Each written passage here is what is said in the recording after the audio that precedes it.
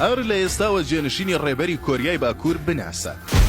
نمایشە سەربازیەکەی چین کە سەرۆک و ڕێبەرانی بەشێک لە وڵاتان تێیدا ئامادە بوون سەرنجی هەموو جیهانی بۆ لای خۆی ڕاکێشە. بەڵام دەرکەوتنی ڕێبەری کۆریای باکوور لەگەڵ کچەکەی وە سەردێڕی باس و بابەتەکانی پەراوێزی نمایشەکەی چین.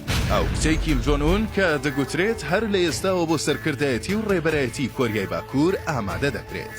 کیم جو ئای منداڵی دووەمی کیم جۆن ئونی ڕێبەری کۆریای باکوورە، بەڵام تەنیا منداڵیەتی کە لە میدیاکاندا دەرکەوت بێت. کەس نازانێت تەمەنی چەندە، بەڵام گومان لەوە دەکرێت 12 ساڵان بێت. ئەو لە هیچ قوتابخانە و خوێندنگەیەکی وڵاتەکەی ناوی تۆمار نەکراوە. تاوەکو ئێستا تەنیا 2 جار و بە شێوەی فەرمی لەگەڵ باوکی دەرکەوتووە.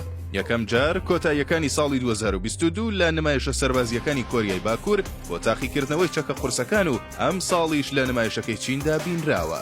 دەستگای هەواڵگری کۆریای باشوور زیاتر لە هەموو شوێنێک بەدووە دەچوون بۆ ئەم کچەی کیم دەکات و ڕۆژ لە دوای ڕۆژ بە دوای بەڵگەی زیاتردا دەگەڕێت. هەرەو دەستگایەشە کە زۆرترین زانیاری لەبارەی کچەکەی کیمەوە هەیە و ڕایگەیاندووە کە ئەو کچەی ڕێبەری کۆریای باکوور هەر لە ئێستاوە لە ژێر پەروەردەی باوکی و مامۆستا و پسپۆڕاندایە و بۆ ڕێبەرایەتی کۆریای باکوور ئامادە دەکرێت. پێدەچێت لە چەند ساڵی داهاتوودا و بە فەرمی بە جێگری باوکی بناسێنرێت.